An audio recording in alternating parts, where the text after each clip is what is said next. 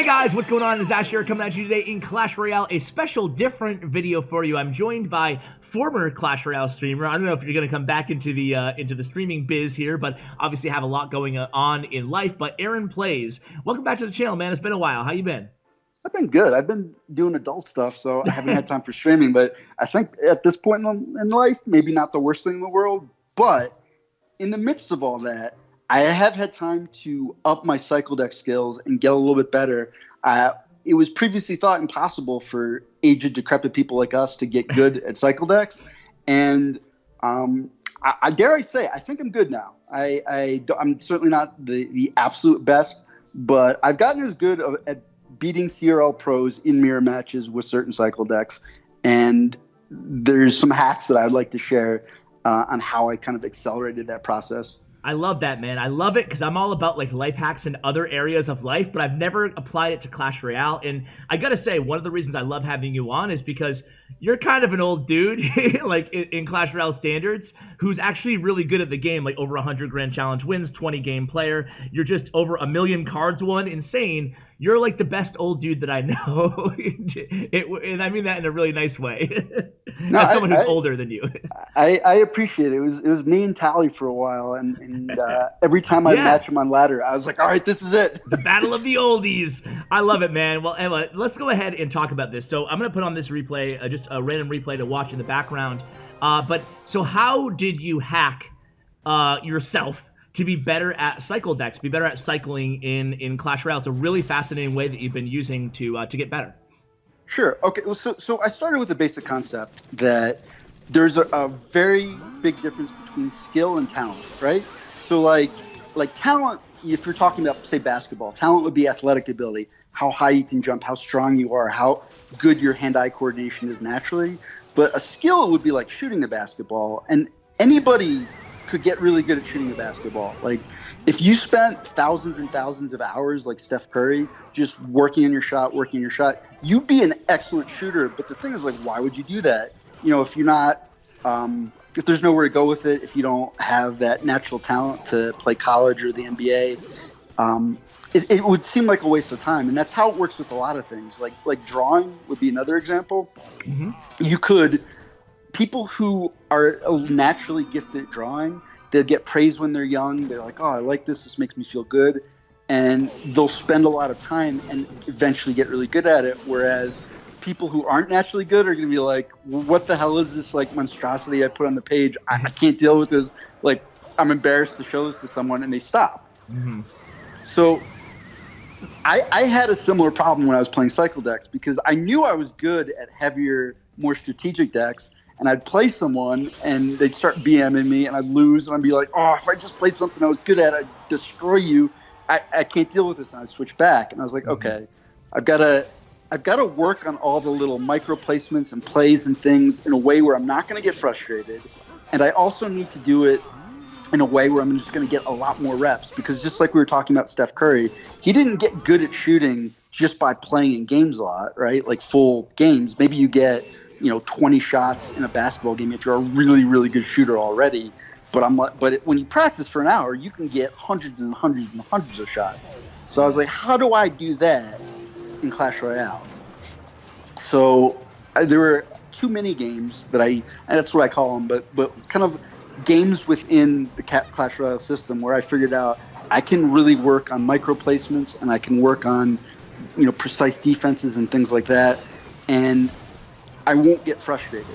I'm actually gonna use some of the negatives of Clash Royale as an advantage for myself, and that's what I did. And those are the 2 games that I'm gonna sort of share with you here. Yeah, so we're gonna be playing your secret mini games. Okay, maybe I'm a little clickbaity with a secret, but we're gonna be playing the games that you've developed to help you get better.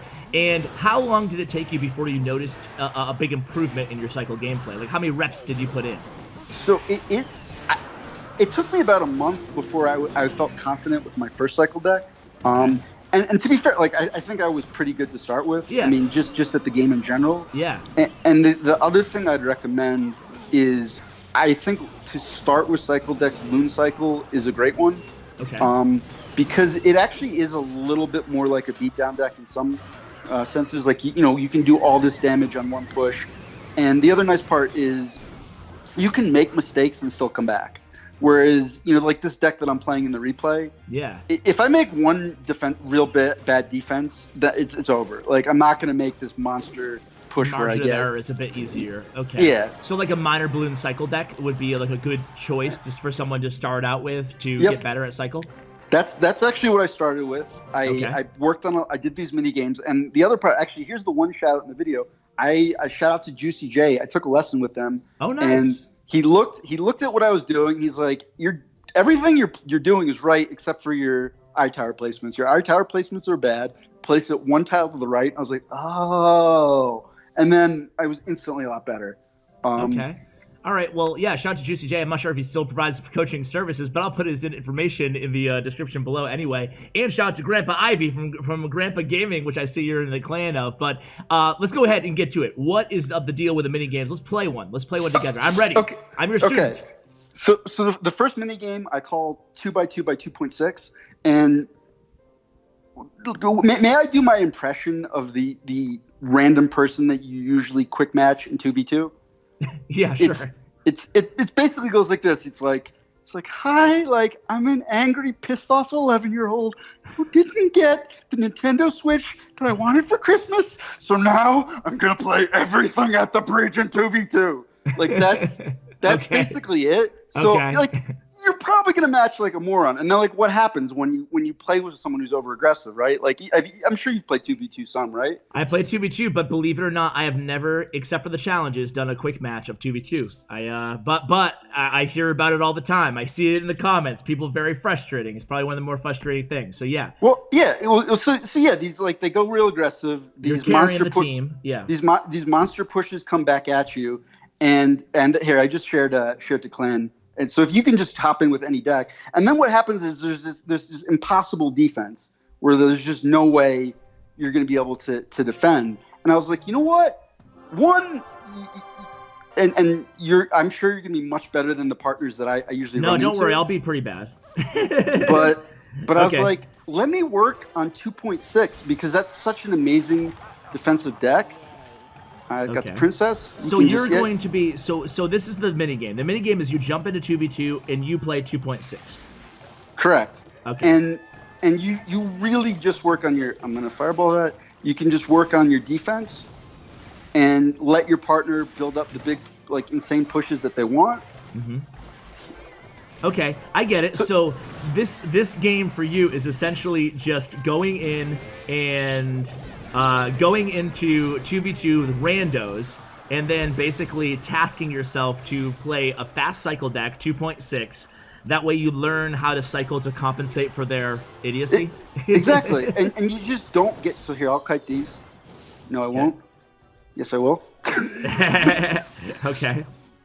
But yeah, you notice, like, there's that huge push on the right-hand side. There was a Royal Giant, a Hog, and I defended with a Log, an Ice Spirit, and a Cannon, and we took minimal damage, and we're still up on damage. So don't worry about this. I can defend it. This is actually one spot where I'm going to play a defensive Hog. Should I do something really stupid now, just to pretend I'm a rando, like a golem at the bridge? I would just golem in the back. I mean, oh, sorry. That's what I'm saying. It's okay. Just let me defend. It's fine. Okay. That's what I do in this matchup. Okay, I'm a little worried here. I'm gonna play golem in the back, which I normally wouldn't do right now.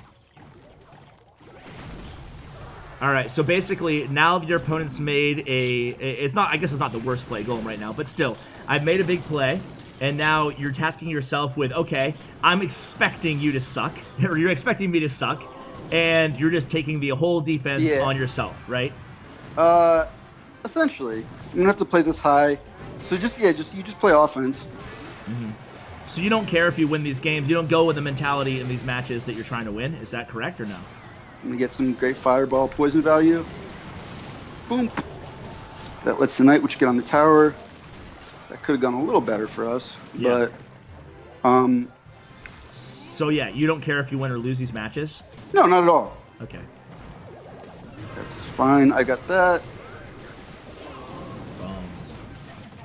All right, cool. So then, okay, so this is minigame number 1. So essentially, your minigame for yourself is basically going in there and, Going in there and just purposely putting yourself at a disadvantage in matchups and yeah, doing that.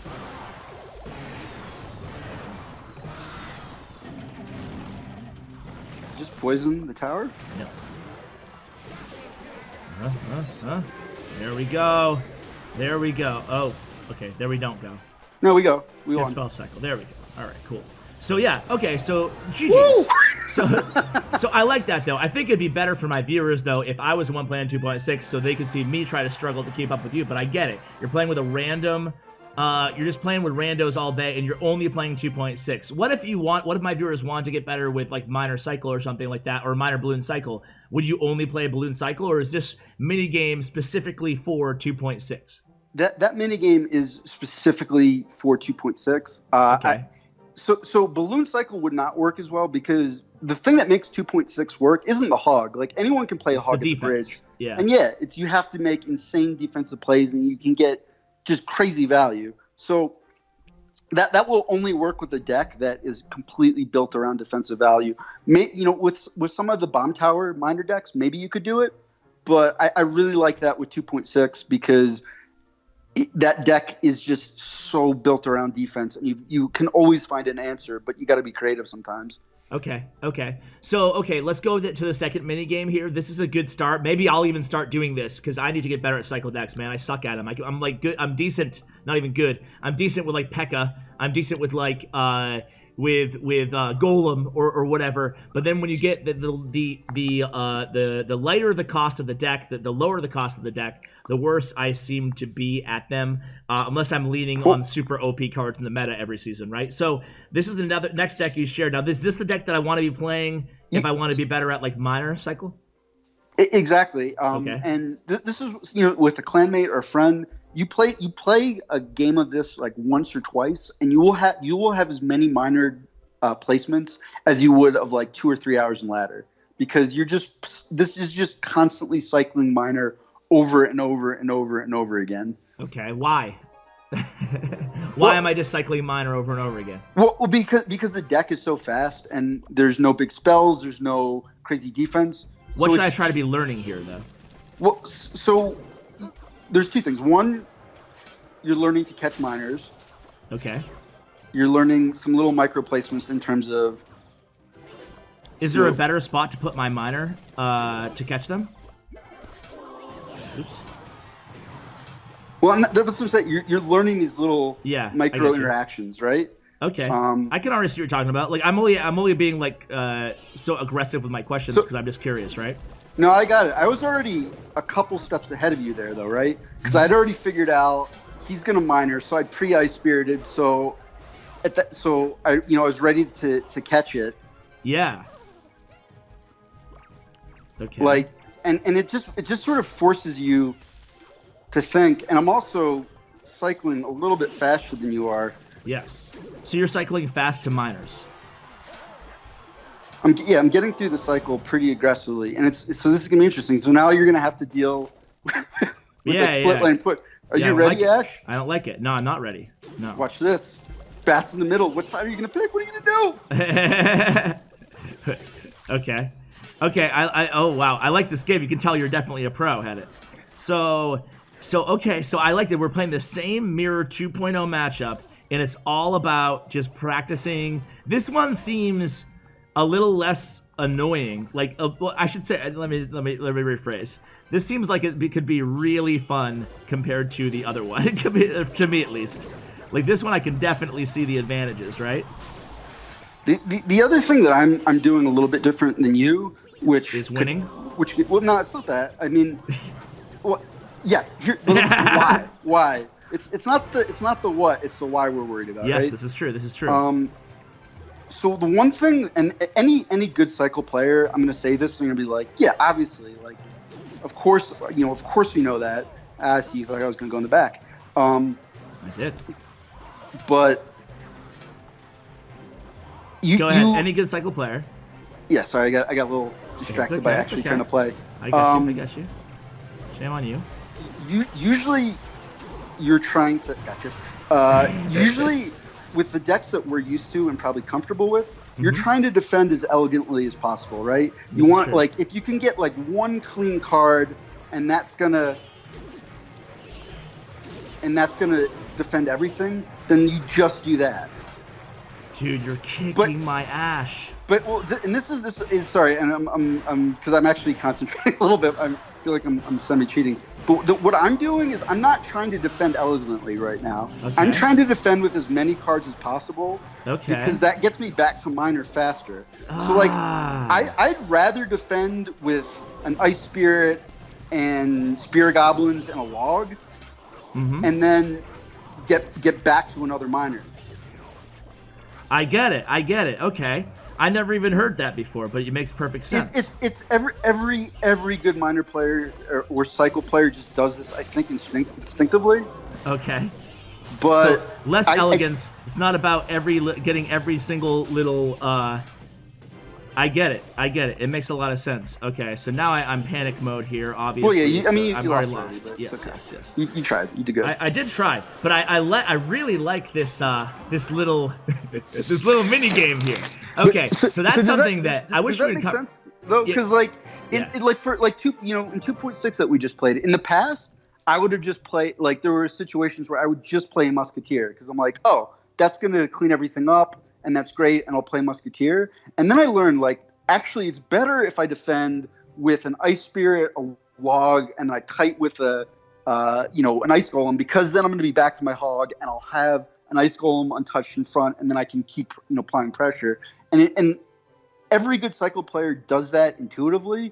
And, like, I had this light bulb moment of, like, oh, like, I want to defend in a way that makes the cycle go as fast as possible without just, wasting tons of elixir. Do you learn what? Okay, so that's really valuable information, and you can see how the more reps, like if I played 10 of those games a day like that, dude, I would be so much better after even a week. I would feel like at just intuitive cycling with minor, and it would help me across all cycle decks, right? But is there anything else I should be paying attention to when I'm doing those mini games? Like, is there anything in particular with my minor placements or anything like that, or my opponent's minors? Like, what should I be paying attention to other than just the cycling?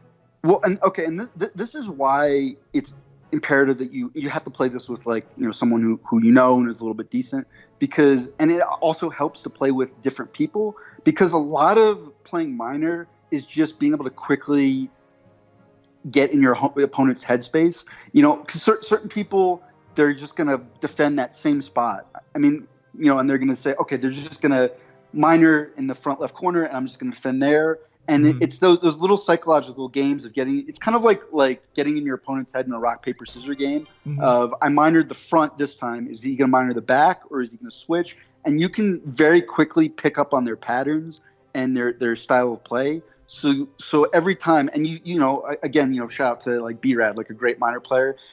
You'll watch him stream, and he'll be like, "Haha, like, he's gonna think I'm gonna go in the front, but I'm really gonna go in the back." And, like, he's already picked up these tendencies. Yeah, and he's done millions of minor attacks in his life. So all these reps, you're saying, just give him that intuitive kind of feeling as to what the opponent's thinking already before they even think it.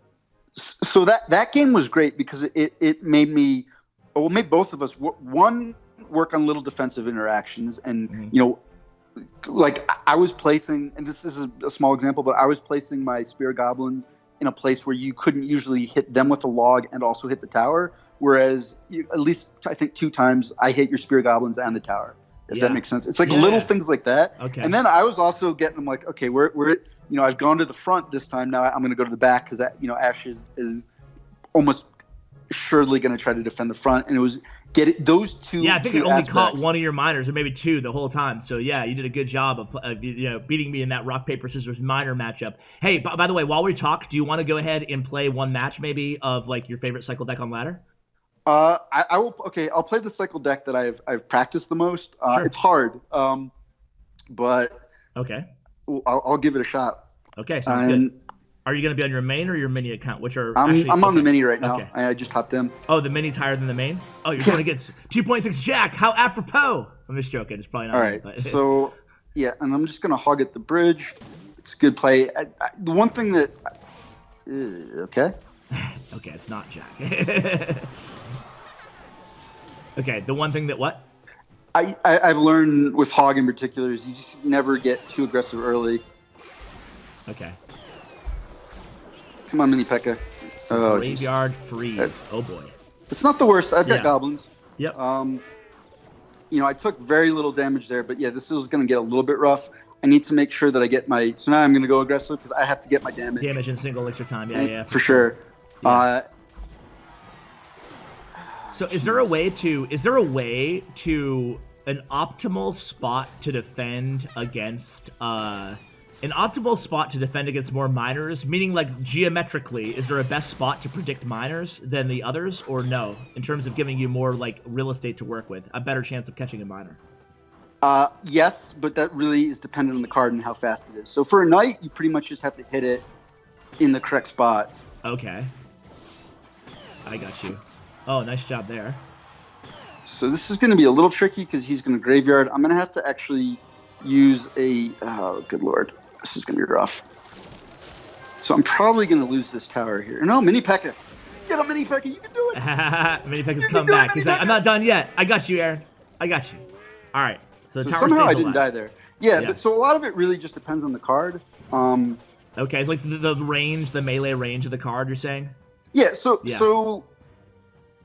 if say it's a lumberjack, you really have to just figure out if they're going front or back, and then if you play it on the corner, it's pretty much going to get there in time. Okay, so playing it on the corner is pretty important. Check this out. This is going to be a fun earthquake.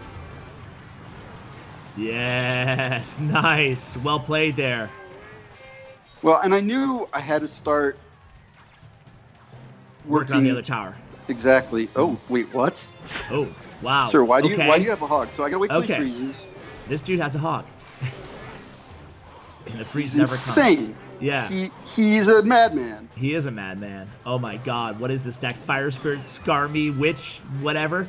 But you can see how you're already working on the double lane pressure here. I'm not sure why he's defending. Oh my god.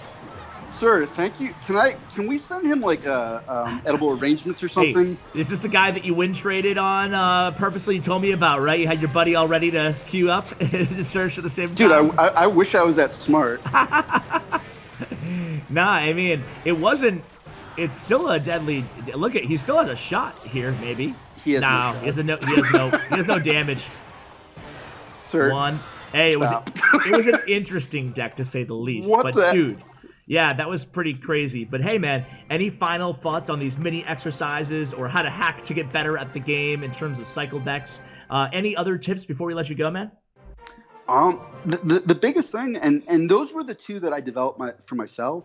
But for you, you be creative as well, and you just have to figure out a way where you're not going to get frustrated. Because that, for me, that was the biggest impediment. I would try to work on cycle decks. I would make mistakes, and I would just get upset, and then I'd stop. And the problem is it just takes reps and time, and whatever you can do to keep yourself thinking positive and continuing to get those reps in, you will advance so much more quickly. So it's just, figure out what works for you and get as many reps as possible, and then you will start to, like I said, for me, it took a month. It took a full month, and that's having been a former competitive player. Yeah. And already starting from a pretty high spot. Yeah. But just don't get discouraged. It just takes time. Okay, man. Well, hey, thank you so much. This is definitely a way different video than we're used to here on the channel, but I can say after about 2,000 Clash Royale videos, I've never done anything just like this. So really curious to see what my audience thinks about it. Do you like these tips? Do you like this kind of break from the norm? We'd love to have Aaron or another guest come in the future and kind of teach us kind of nuances of how to get better at a certain deck or archetype like this, anything fast, any cycle deck. So Aaron, thank you so much for coming on, man. Awesome idea. You approached me with this idea, so giving you full credit for it. Thank you, man. Yeah, no problem. My pleasure. And good luck with the adulting in real life. Yeah, it's good stuff. Stressful, but not as stressful as having to defend crazy intense pushes with 2.6. Yeah, in 2v2, nonetheless. Yeah, for sure. All right, man. Well, take it easy. Thanks again. Yeah, thank you. All right, guys, check out Aaron's player stats and profile links to statsroyale.com, and a huge shout out to Bren Chong, my YouTube partner. Check out his information as well. Thank you for watching all the way till the end using my creator code CWA inside Supercell Games. It means a lot, guys. So thanks, and as always, take care, guys.